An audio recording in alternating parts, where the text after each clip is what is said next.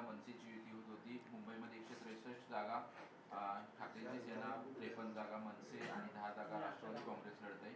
पहिल्या युतीत अनेक ठिकाणी नाराजी आहे, अनेक ठिकाणी बंडखोरी झाली. बंडखोरी शमवण्याचा कसा प्रयत्न होईल, काय सांगाल? आणि एकतर ही गोष्ट नकारता येणार नाही, कारण निवडणुका ह्या खूप उशिरा जाहीर झाल्यामुळे इच्छुकांची देखील गर्दी प्रत्येक पक्षामध्ये वाढलेली आहे. आणि बंडखोरी म्हणण्यापेक्षा, नाराजगी म्हणण्यापेक्षा ज्या काही भावना आहेत त्या उमेदवारीच्या माध्यमातून पण देखील लोक काही प्रकट करत असतात.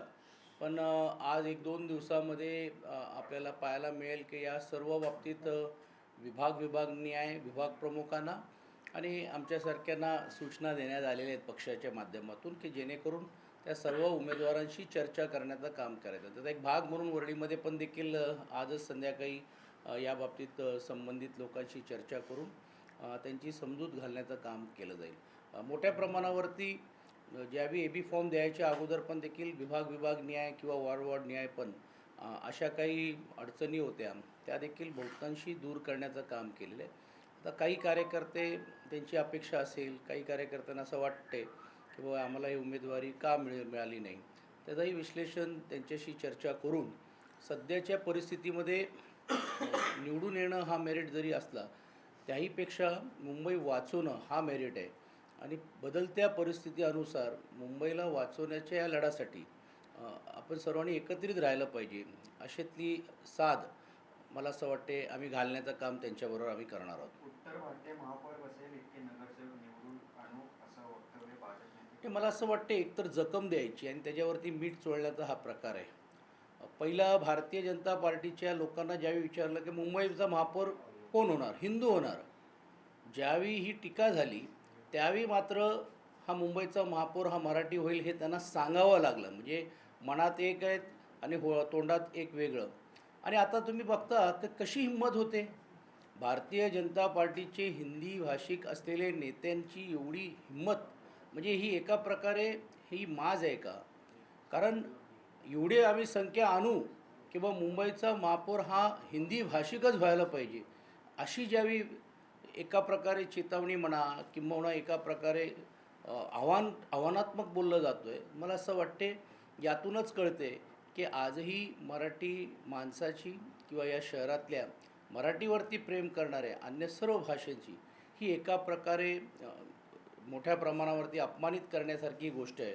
आणि ह्यांची ही माज मतदार निश्चितपणे या निवडणुकीमध्ये उतरल्याशिवाय राहणार नाही. पण याच्या अगोदर खान महापौर होईल अशा पद्धतीचं वक्तव्य केलं जात होतं. मराठी महापौर होईल असं आशिष शेलारांनी बोलणं टाळलं होतं, त्यानंतर टीका झाल्यानंतर बोलले. आणि आता उत्तर भारतीय महापौर करायचं आहे, त्याच्यासाठी तेवढे नगरसेवक निवडून द्या, अशा प्रकारचं वक्तव्य केलं. कसं झालेलं आहे की एकाने एक बोलायचं, दुसऱ्याने एक बोलायचं. हिंदी भाषिक मतदारांना आकर्षित करण्यासाठी हा केवळवाणी प्रयत्न हा त्यांचा आहे. पण एक दुसऱ्या बाजूला ज्यावेळी ही टीका झाल्यानंतर हे आम्हाला सांगण्याचं काम करत आहेत. आणि तुम्ही बघितलं असेल की जे स्वतः कुरेशी म्हणून बोलायला मागतात, अशीच लोक ज्यावेळी अशा भावना व्यक्त करतात त्यावेळी हे स्पष्ट होतं की ही स्ट्रॅटेजीचा भाग आहे की तुम्ही हे बोला, आम्ही हे बोलू. आता ह्याचं खंडन पण होईल काही वेळासाठी, पण जे बोलायचं होतं ते बोलून झालं ना. जो मेसेज त्यांना त्या समाजामध्ये द्यायचं होतं ते दिलेलं आहे. पण मला असं वाटते हे तमाम मुंबईकरची जी जनता आहे ही सुज्ञ, हे सर्व बघतायत आणि निश्चितपणे ह्यांना हे धडा शिकवल्याशिवाय राहणार नाही. प्रामुख्याने राज्यामध्ये जरी बंडखोरी झाली असली, मुंबईमध्ये बंडखोरी झाली असली, तर विशेष लक्ष हे आदित्य ठाकरेंच्या वरळी मतदारसंघामध्ये होतं. वरळी मतदारसंघामध्ये 6 पैकी 5 ठिकाणी तुमची शिवसेना लढते, परंतु 3 ठिकाणी बंडखोरी झाली. जिथे मनसेचा उमेदवार दिलाय त्या ठिकाणी देखील बंडखोरी झाली. ही बंडखोरी शमवण्याचा प्रयत्न कशा पद्धतीने केला जाईल? नाही, त्यांच्याबरोबर चर्चा आजच आम्ही करणार आहोत. आज उद्यामध्ये चर्चा करण्याचं काम करू, समजूत घालण्याचा प्रयत्न करू. मात्र एक गोष्ट नक्की आहे की ती समजूत घातल्यानंतर पण देखील जर कोण पुढे आलं नाही तर नक्कीच जो मित्रपक्षाचा जो धर्म आहे तो आम्ही पाळण्याचं काम प्रत्येक भागामध्ये आम्ही करू. जे कार्यकर्ते त्या मताशी सहमत असतील त्यांना घेऊ. मतदार हा देखील हा आमच्याबरोबर राहिलेला आहेत. आणि बदलत्या परिस्थितीनुसार ही युती का महत्त्वाची होती, ही दोघे कुटुंबातले भाऊ आणि दोन्ही पक्ष एकत्र का आले, हे लोकांमध्ये आम्ही स्पष्टरीतीने पटवून सांगण्याचं काम केलेलं आहे. मला असं वाटते की ते नाही शमले तर मग नाईलाजाने कायद्याने किंबहुना पक्षशिस्तीच्या मान ठेवून ती असेल ती योग्य ती कारवाई आपल्याला करावी लागणार आहे. मराठी माणूस हा महापौर होईल असं बोलणाऱ्या भाजपने जवळपास मीरा भाईंदरमध्ये तब्बल 47 अमराठी लोकांना उमेदवारी दिली आहे. तर मग 12 जे आहेत ते उत्तर भारतीय आहेत, 14 राजस्थानी उमेदवार त्यांनी दिले आहेत. ह्याच्यातूनच हे स्पष्ट होतं आहे की मीरा भाईंदर हे काय मुंबईपासून लांब नाही आहे. कल्याण, डोंबिवली, ठाणा हेही काय मुंबईपासून लांब नाही आहे. हळूहळू जसं आम्ही सांगतो आहे की मुंबई वेगळी केली जाणार आहे, मुंबईचं वर्चस्व कमी करायचा प्रयत्न आहे, त्याचा एक भाग म्हणूनच ह्याची सुरुवात मीरा भाईंदरला झालेली आहे. आणि दुर्दैवाने म्हणावं लागेल की त्यांच्याबरोबर असलेली पक्षातली लोक युतीसाठी आग्रही होते, युती झाली नाही म्हणून घेऊन मोठ्या प्रमाणात आरडाओरड करत आहेत. का नाही या विषयावरती ते बोलत आहेत, का नाही ह्यांना ते जाब विचारत आहेत. म्हणजे थोडक्यात या सर्व गोष्टीला साथ देण्याचं कामच त्यांचे असलेले मित्रपक्ष करत आहेत. आता त्यांचे मित्रपक्षामध्ये पण आपसात काय काय चाललं आहे हे मी सांगायची गरज नाही आहे. आज त्यांच्या मित्रपक्षांची अवस्था अशी झालेली आहे की जसं आपण थ्रो अँड यूज, वापरा आणि फेका अशी परिस्थिती झालेली आहे की एवढे मोठी गर्जना करणारे, इलाका भी हमारा धमाका भी हमारा म्हणणारी लोक आज त्यांच्या दरवाज्यावरती जाऊन आम्हाला युतीमध्ये घ्या हे बोलण्याची ही वेळ त्यांच्यावरती येते. ही दुर्दैवी परिस्थिती आहे आणि ही संपूर्ण महाराष्ट्रामध्ये आहे. तुम्ही बघितलं असेल की माझ्या माहितीप्रमाणे 17 महानगरपालिकेमध्ये युतीच झालेली नाही आहे. यातूनच हे स्पष्ट होतं आहे की महायुतीमध्ये काही अलबेल नाही. सत्तेतले असलेले पक्ष एका प्रकारे विरोधी पक्षाची स्पेस काढण्यासाठी हे अशा प्रकारचं वातावरण करत आहेत आणि सत्तेसाठी आम्ही कसे हापलेले आहोत हे याच्यातून स्पष्ट होतं आहे. भाऊ, एक महत्त्वाचं असं आहे की राष्ट्रवादी तुम्ही जशी 2 भावांना युती संदर्भातली घोषणा केली, सोबत राष्ट्रवादी काँग्रेस पक्षाला घेतलंय की नाही घेतलंय, त्यांच्यासोबत युती केली आहे की नाही केली, आणि त्यांना जागा सोडल्यात की नाही सोडल्यात, यातली कुठलीही स्पष्टता नाही आहे. अधिकृतरित्या कुणी याच्यावर बोललेलं देखील नाही. हे मुंबईमध्ये ज्यावेळी जयंत पाटील साहेबांनी पुढाकार घेण्याचं काम केलं होतं त्यावेळी ठराविक काही सीट्सच्याबद्दल चर्चा झाली आणि अधिकृत रीतीने आम्ही त्यांना काही सीट्स सोडण्याचं काम आम्ही केलेलं आहे. त्या सीट्स चारकोपमध्ये 2 आहेत, एकात गोरेगावमध्ये एक आहे, एक सायन कोळीवाडामध्ये एक होती सीट्स होती. आता त्यांच्यातले ज्यांना ते सीट्स मागत होते त्यातले काही लोकांनी राष्ट्रवादीमध्ये प्रवेश केलेला आहे, काहींनी भारतीय जनता पार्टीमध्ये प्रवेश केलेला आहे. म्हणून आम्ही आमचा जो कर्तव्य होता तो पार पाडण्याचं काम केलेलं. आता तो त्यांचा अधिकार राहणार की त्या सीट्सवरती काय करायचं, कारण शेवटी त्या सीट्स खाली सोडून तर सोडता येणार नाही. आणि म्हणून त्या 1-2 सीट्सवरती पण देखील आम्ही उमेदवार देण्याचं काम आम्ही केलेलं आहे आणि त्यांच्याशी चर्चा तशी होऊनच या गोष्टी झालेल्या आहेत. तुम्ही अजित पवारांसोबत काम केलं आहे, सध्या महाराष्ट्राचे उपमुख्यमंत्री आहेत. ते सातत्यानं ते म्हणायचे की गुन्हेगारांना कुठेही स्थान माझ्या पक्षामध्ये दिलं जाणार नाही. आज जर आपण पाहिलं की ज्यांच्यावर हत्येसारखे गुन्हे आहेत, जे जेलमध्ये आहेत, अशा लोकांना त्यांना उमेदवारी दिली. म्हणजे आंदेकर कुटुंब असेल, मारणे कुटुंब असेल, तुम्ही पुण्याचे संपर्कमंत्री आहात, काय नेमकी तिथली परिस्थिती पुण्यातली, आणि अशा पद्धतीनं गुंडगिरीला सरकारी नेते, हे सत्तेतले नेतेच बळ कसे देत आहेत हे समोर येते. ते राज्याचे ते उपमुख्यमंत्री राहिल्यानंतर आणि एवढ्या मोठा दांडगा त्यांचा गेल्या अनेक वर्षाचा अनुभव आणि पकड ही त्या जिल्ह्यावरती असताना देखील आजही त्यांना उमेदवार दुसऱ्या पक्षातून आयात करून घ्यावा लागतो आहे, हे दुर्दैवी आहे. म्हणजे अगदीच बोलायचं झालं तर पिंपरी चिंचवडमध्ये 12 उमेदवार हे त्यांनी आमच्या पक्षातले घेतलेत. म्हणजे ह्याचा अर्थच असा आहे की जी उमेदवारांची त्यांची जी संख्या आहे आमच्या पक्षातून इतर पक्षातून ही घ्यावी लागते, हीच दुर्दैवी परिस्थिती आहे. आणि जर उमेदवार मिळत नसेल तर पाहिजे ती तडजोड करून आणि पाहिजे त्या लोकांना घेतल्यानंतर आम्हाला सत्ता आमच्या ताब्यात ठेवायचं आहे, हा जो एकंदरीत सत्ताकरणच्या नावाखाली जे अर्थकारण चाललेलं आहे यातूनच तुम्ही बघितलं असेल की अनेक गुंडटोळीतले असलेले लोकांना समावेश करणं म्हणजे खऱ्या अर्थाने त्यांना प्रोत्साहन देणं. ते वारंवार ज्यावेळी राज्याचे पालकमंत्री म्हणून सांगतात, त्या विभागाचे जिल्ह्याचे पालकमंत्री आणि उपमुख्यमंत्री म्हणून ज्यावेळी ते सांगतात, हे कायदा सुव्यवस्थाबद्दल ते परकट टीका करण्याचं काम करत आहेत. मग आता अशा लोकांना प्रोत्साहन देऊन अप्रत्यक्ष त्यांना संरक्षण देण्यासारखंच झालेलं आहे. म्हणजे अशी जर पुण्यातली उद्या भविष्य काळामध्ये महानगरपालिकेची सत्ता ज्यामध्ये असे प्रकारचे लोक जर असतील तर नेमकं त्या महानगरपालिकेचा हा सत्ताकरणसाठी चालला आहे का अर्थकरणसाठी चाललेला आहे. आणि दुसऱ्या बाजूला भारतीय जनता पार्टी काय कमी आहेत का, तेही देश पद्धतीने वापर करत आहेत. म्हणजे भारतीय जनता पार्टीसारखा पक्ष तिकडे केंद्रीय मंत्री आहेत, 2-2 कॅबिनेट मंत्री आहे, मुख्यमंत्री स्वतः लक्ष देऊन आहेत. असं असताना पण त्यांना इतर पक्षातून तोडून फोडून नगरसेवक घ्यावे लागत आहेत. आज पुणे शहरातले 7 नगरसेवक आमचे विद्यमान नगरसेवक ह्यांना त्यांनी प्रवेश दिलेला आहे. म्हणजे ह्याचा अर्थच होता का त्यांच्याकडे त्यांच्या विरुद्ध लढण्याची ताकदच नव्हती. आणि अशा प्रकारे राजकारण करून हे सामोरे जात असताना पुणे महानगरपालिकेला हे स्पष्ट होतं आहे की पुणे महानगरपालिका हे भ्रष्टाचाराला प्रोत्साहन देण्यासाठीच या सर्व लोकांना हे एकत्रित करण्याचा प्रयत्न होतो आहे. आपण बघितलं असेल की राज्यभरामध्ये आता एक नवीन पॅटर्न सुरू झालेलं आहे.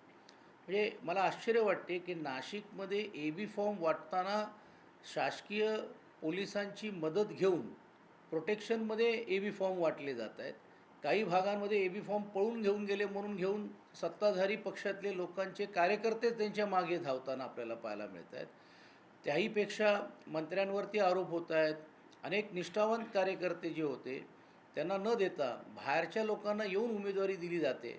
अशातली नाराजगीचा सूर पण देखील राज्यभरामध्ये सत्ताधारी पक्षाच्या लोकांचा आहे. यातूनच हे कळते की सत्तेसाठी पक्ष त्याग करून, निष्ठावंतांना त्याग करून, जे एका प्रकारे उपरे आहेत पण आम्हाला ते सत्ताकरण करून मिळून देऊ शकतील अशा लोकांनाच घेण्याचा प्रयत्न चाललेला आहे. तुम्ही म्हणताय जे उपरे आहेत त्यांना सत्तेसाठी एकत्र घेत आहेत, मात्र आपण जर पाहिलं तर मग भाजपच्या एक स्थानिक नेत्या आहेत दिव्या मराठे, आता अक्षरशः उपोषणाला बसले आहेत. त्यांचं म्हणणं आहे की मी इतकी वर्ष काम करते मात्र मला अजूनही पद जे आहे किंवा उमेदवारी दिली गेली ते उपोषणाला बसले. तुम्ही सर्वच ठिकाणी बघा ना, काल नवी मुंबईमध्ये मंदा म्हात्रे काय बोलले हेही तुम्ही समजून घेण्यासारखं आहे. अंतर्गत पक्षामध्ये फरांदेताईंनी तर जाहीर नाराजगी व्यक्त केली. पुणे शहरामध्ये पण देखील तिकडे टिळेकरजींच्या घरातल्या लोकांना दिल्यामुळे तिकडे काय झालेलं हे बघितलं असेल. माधुरी मिसाळ ह्यांच्या कुटुंबातल्या लोकांना दिल्यानंतर काय झालेलं आहे. म्हणजे सर्वच ठिकाणी अलबेले अशातला भाग नाही आहे. पण काय झालेलं आहे की भारतीय जनता पार्टीला केंद्र सरकारमध्ये यायचं आहे, राज्य सरकारमध्ये यायचं आहे, महानगरपालिकेमध्ये पण पाहिजे तशा प्रकारेच करायचं आणि म्हणून अशा निष्ठावान कार्यकर्त्यांवरती ही वेळ यावी की त्यांनी उपोषणला बसावं, ही दुर्दैवी आहे. अनेक ठिकाणी अशाच पद्धतीने भाजपने आपल्या उमेदवारांना उमेदवारी अर्ज दिला आणि त्यानंतर परत बाहेरून आलेले जे उमेदवार आहेत त्यांना सुद्धा अर्ज देऊन भरायला लावला. अनेक प्रभागामध्ये भाजपने 2-2 AB फॉर्म दिलेले आहेत. ते अनेक वेळा AB फॉर्म दिलेत, नंतर मग जाऊन ते लेटर पाठवून कॅन्सल करण्याचं काम केलेलं आहे. अनेकांना AB फॉर्म निवडणूक आयोगाच्या कार्यालयाच्या आत जाऊन वाटलेले आहेत.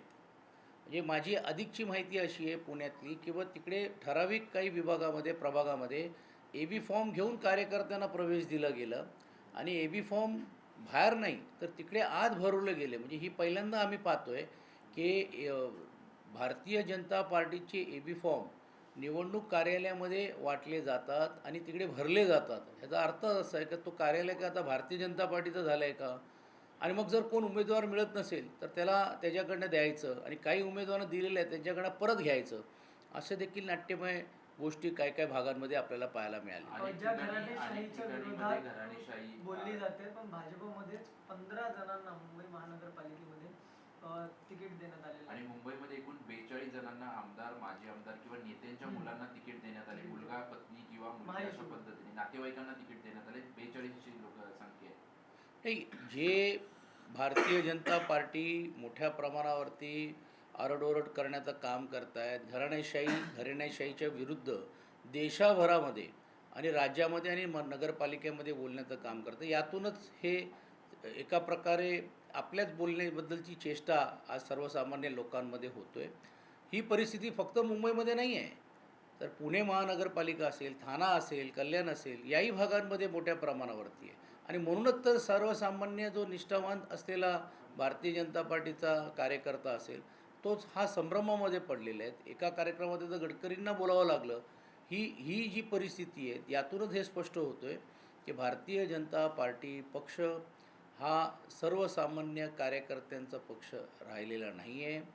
हे एका प्रकारे कॉन्ट्रॅक्ट पद्धतीने आपल्याला पाहिजे तेव्हा त्या लोकांना घ्यायचं आणि ज्यावेळी आपली सत्ता पूर्ण झाली किंवा सत्तेची गरज पूर्ण झाली तर त्या लोकांना बाजूला ठेवायचं. आणि तुम्ही राज्यभरामध्ये बघता की आज शिवसेनेतली शिंदे गटाची परिस्थिती काय आणि आज अजितदादांच्या पक्षाची राष्ट्रवादी काँग्रेस पक्षाची परिस्थिती काय की पुणे जिल्ह्यामध्ये की राष्ट्रवादी काँग्रेस पक्षाला आपलं अस्तित्व टिकवण्यासाठी ज्यांच्या विरुद्ध तुम्ही बंड केलं, ज्यांच्याबरोबर तुम्ही फारकत गेली, त्यांच्याबरोबर जाऊन तुम्हाला युती करावी लागलेली आहे.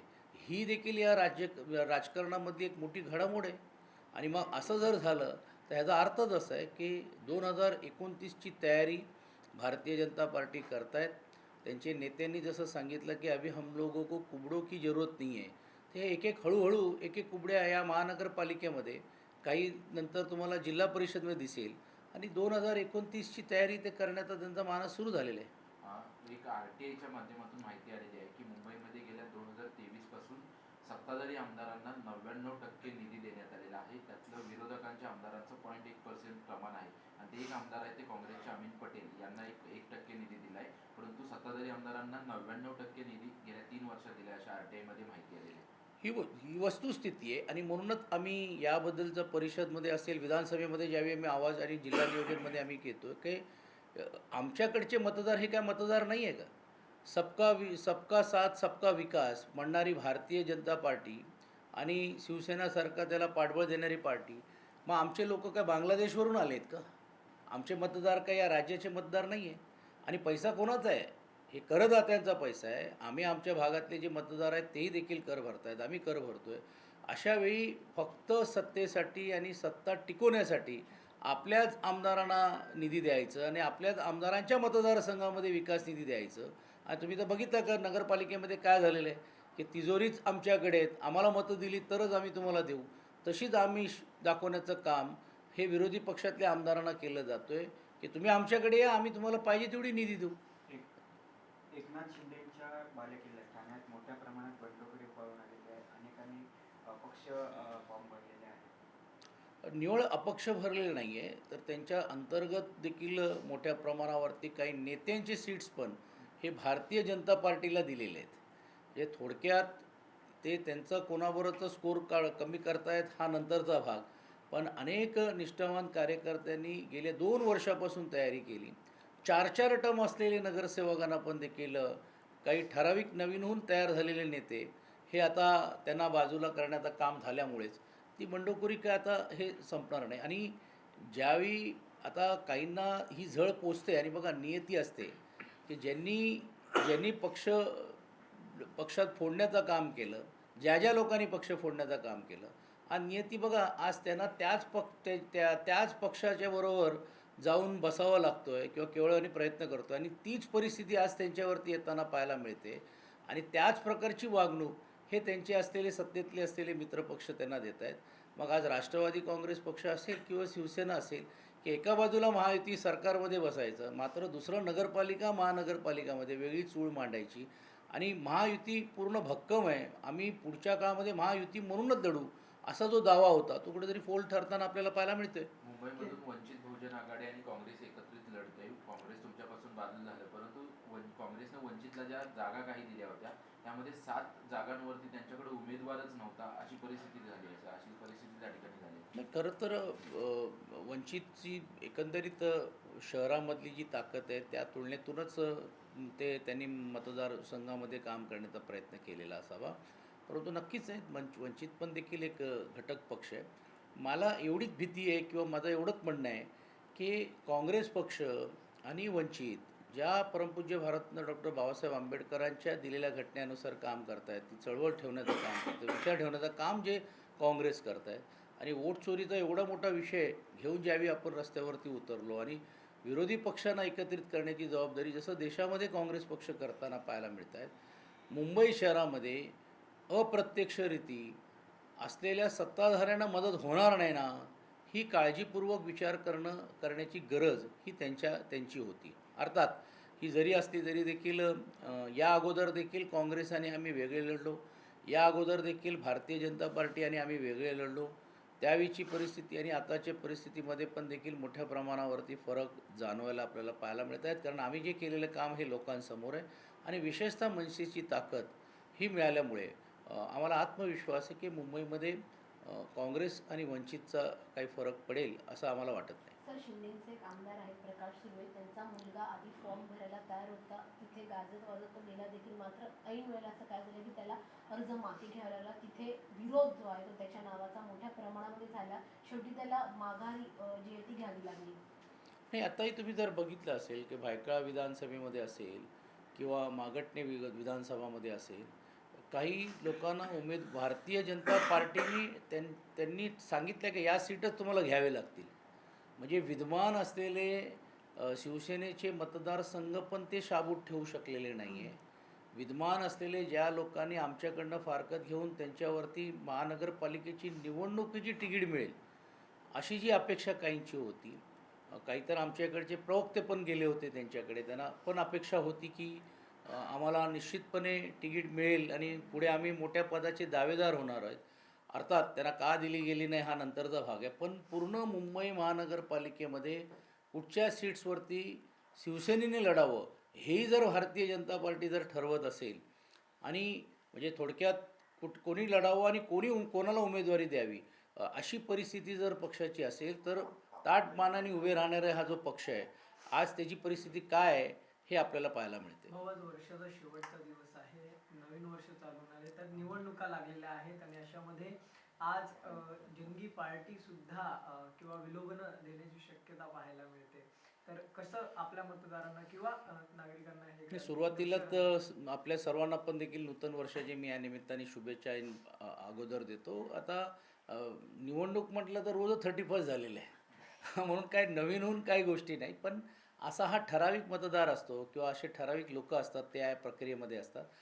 परंतु मुंबई शहरासाठी हा नवीन वर्ष हा चांगल्या रीतीने नवीन महानगरपालिका आल्यानंतर, आपले लोकप्रतिनिधी निवडून आल्यानंतर, आपलं म्हणणं काय ते आपण मांडल्यानंतर आणि 2-2.5 वर्षामध्ये प्रशासकीय यंत्रणा असल्यामुळे जी लोकांना हाल अपेष्टा सहन करावी लागली ते भविष्यकाळामध्ये होणार नाही. हा एक सुखद घटना या निवडणुकीच्या निकालानंतर आपल्याला पाहायला मिळेल.